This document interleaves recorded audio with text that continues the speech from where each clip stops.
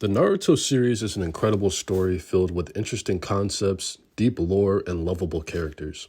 And among those characters are very iconic villains, antagonists who know how to make a great first impression and leave an even greater lasting impression.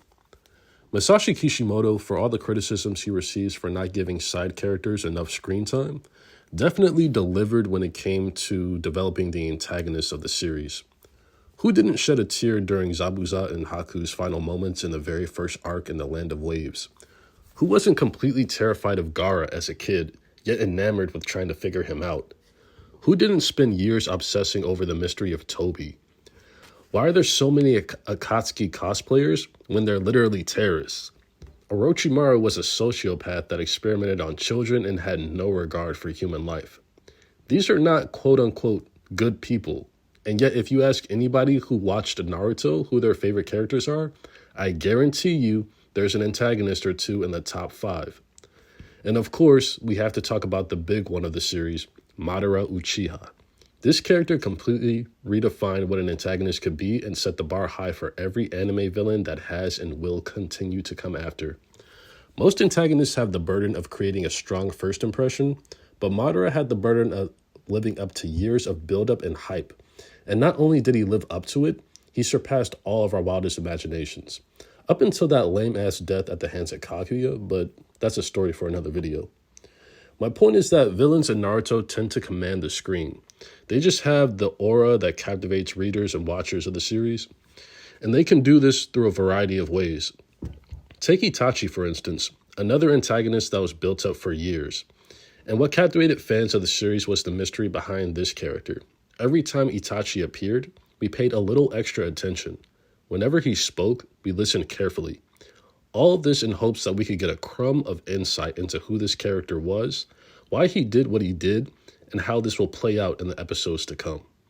And if the writer sticks to landing and delivers on the revelations, it can elevate the entire work.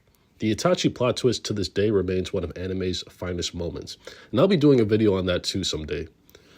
But yeah, a good character can keep someone invested, speculating, coming back to the story for weeks, months, and even years, even if they don't necessarily have a large on-screen presence.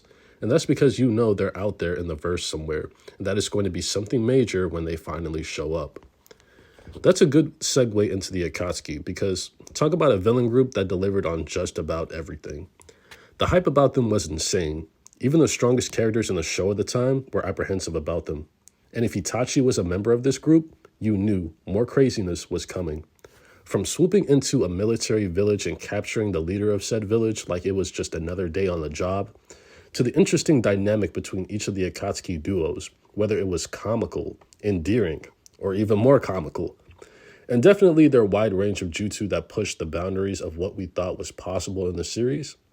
These characters pushed our heroes to their absolute limits every time they showed up, and the fights always lived up to our expectations or surpassed them. There's also another reason why we love these characters so much, and that's their ability to hit us directly in the feels. Many fans of the series claim to cry because of these antagonists, and I understand why. Look at the very first major antagonist of the series, Zabuza and Haku. Haku is a likable character from the get-go despite being at odds with our heroes. A kind-hearted, devoted partner who goes out of his way to show mercy and benevolence to his opponents, Naruto and Sasuke. We're shocked by his tragic backstory and sympathize with his need for belonging. We truly feel for this character, which makes his death all the more heartbreaking.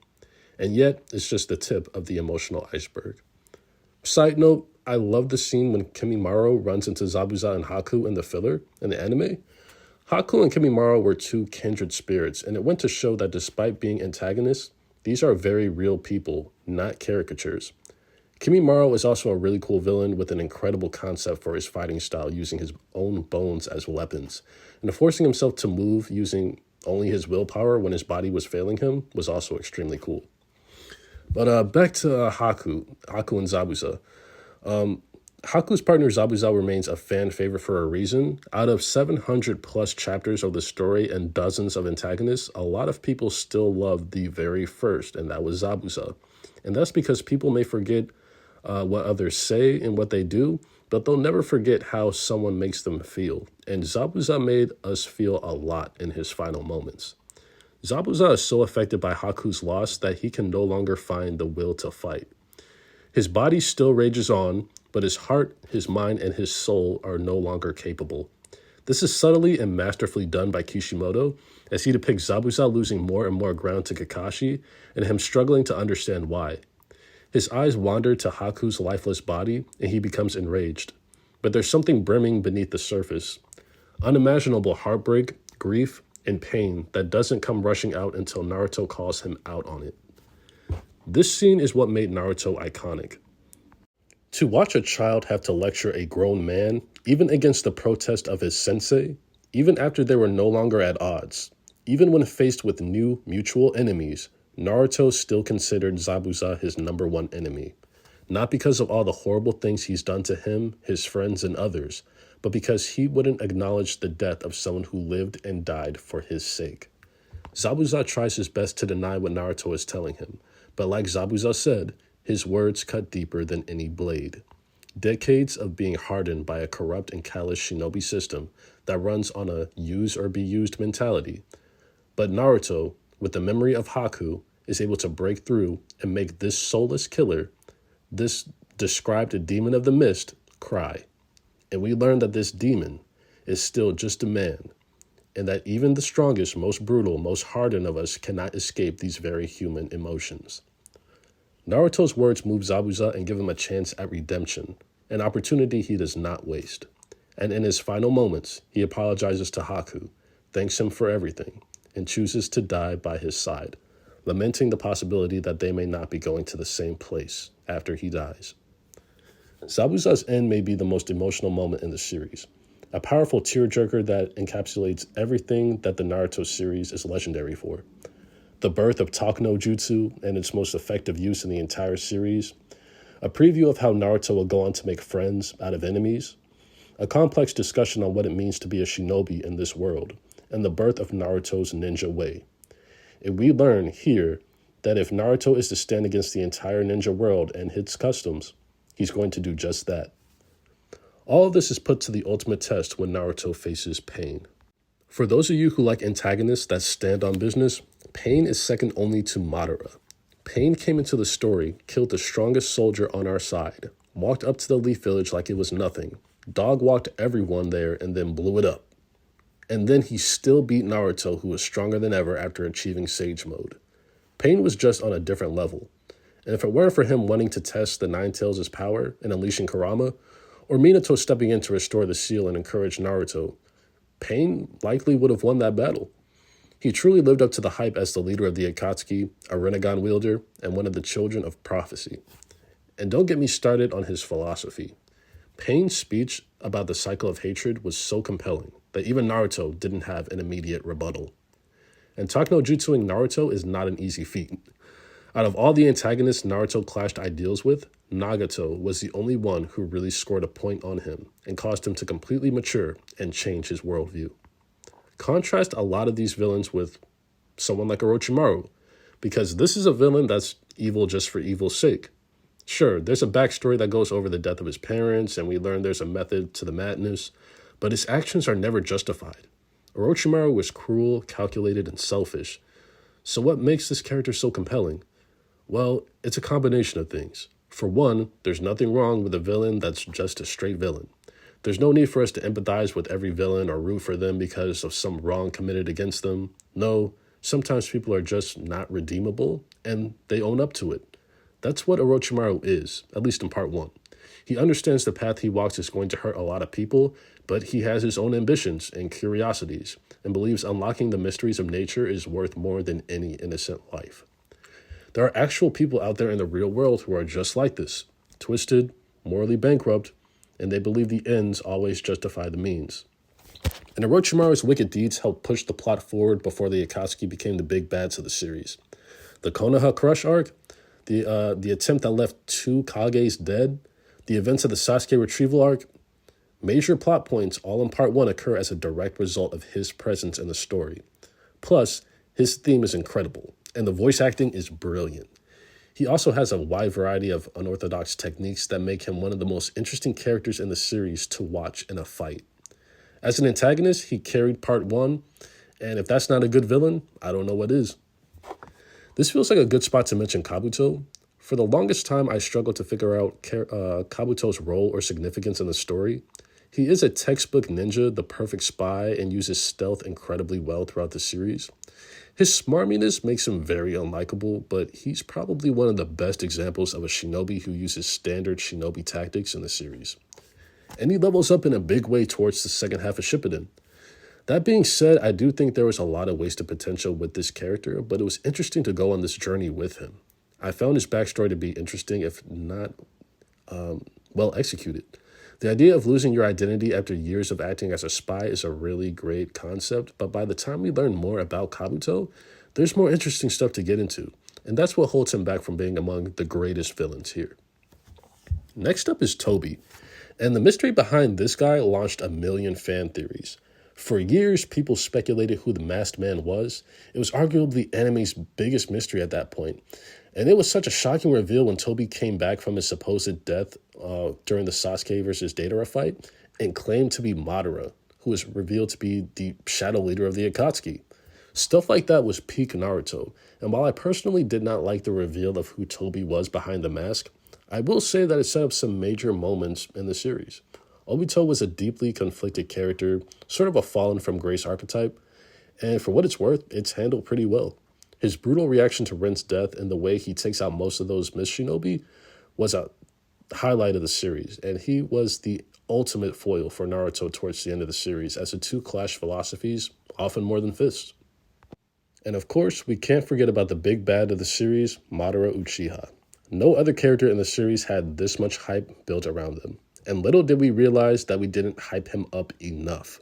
No one can convince me that Madara dropping those two meteors on the Shinobi Alliance wasn't a metaphor for him pulling his balls out and just dropping them on the table to flex on everybody. From the scale of his jutsu to his Susanoo to even his hair, everything about Madara screams, "Mine are bigger than yours." To casually pull up to an army of thousands and look not just unimpressed, but bored, is insane. Antagonists like Madara, when done correctly, can explode the lore and the verse with what can be done in terms of power scaling and by providing history that other characters and the audience themselves don't even know. Madara, like Pain, does not mess around. He makes quick work of an entire division of the Shinobi Alliance, goes on to embarrass the 5 Kage, 5 of the strongest, most accomplished shinobi in the verse, mind you, and then goes on to battle our protagonist, all of the tailed beasts, and single-handedly does what took all the other antagonists of the series decades to accomplish. There's a reason fans of the series hold him in such high regard, and it's because when he is on screen, the plot was moving, the action was amazing, and he was delivering iconic moments and one-liners that fans would never forget. We also can't overlook the fact that Madara wasn't entirely wrong. Well, he wasn't entirely right either, but he wasn't wrong for calling out the hypocrisy of the shinobi world. He just didn't go about solving it in the right way. He foretold a lot of future events, such as the Ninja Wars and the subjugation of the Uchiha clan. It's not hard to empathize with Madara knowing how much he lost and sacrificed growing up. You understand him, but just like Pain said, just because you understand someone doesn't mean you can agree with them. Many of us root for Madara because he's a compelling character, even if we wouldn't necessarily do things the way he does things. But I will say, it's all fun and games until the villain actually starts making sense. I would have included Danzo here, but let's be honest, nobody loves Danzo. But the thing is, people do love to hate Danzo, which does count for something, I guess. He's one of the few villains, possibly the only major antagonist that we don't sympathize with and actively root for their demise.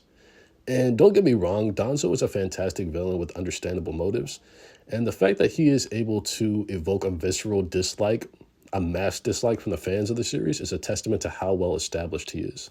Sometimes you just need a bad guy that owns every horrible thing they've done, doesn't ask for understanding or forgiveness, and you can cheer when they finally get what's coming to them. There's one more thing I want to speed run through before I end the video. Gaara was a fantastic antagonist in part 1. Mysterious, menacing, and powerful, he's an example of character growth done right. To have your antagonist's main goal shift from serial killing to quench his bloodthirsty urges, to leading his very own village as the Kazekage and risking his life to protect everyone there, and then leading the Shinobi Alliance to protect the world and his best friend, is brilliant. It's a character arc I would place close to Zuko from Avatar The Last Airbender, and his growth works because we see the tragic backstory, we sympathize with Gaara, and we see him put in a lot of the work. And just like Zabuza, Naruto's talk no jutsu is incredibly effective after the battle. His battle with Gaara. Gaara's change is profound. You see it immediately when he apologizes to his siblings Kankuro and Tamari, and again when he rescues Rock Lee during the Sasuke retrieval arc. When a villain becomes a good guy, you know you're in for a thrill. Everything you were suddenly so terrified of becomes an asset for the heroes. It's one of my favorite tropes in anime. And his mini speech to Kankuro about how Naruto changed him and inspired him to forge through the pain to become something special to others is right up there with Naruto's speech to Zabuza, one of the greatest moments of the series, in my opinion. And now that I think about it, another reason why we love villains so much is because of how unpredictable the journey is for some of them. Redemption is always an option, and whether that redemption leads to the death in the case of Zabuza, or a chance of a new way of life for Gaara, I think it becomes a fascinating journey for fans to want to watch unfold. And that does it for this video. I hope you guys enjoyed. If you did, please leave a like and subscribe. It really helps me out as a new YouTuber. And let me know down below who your favorite Naruto villain is and why. Once again, thank you guys for watching, and I wish you all a happy holidays. Thanks again.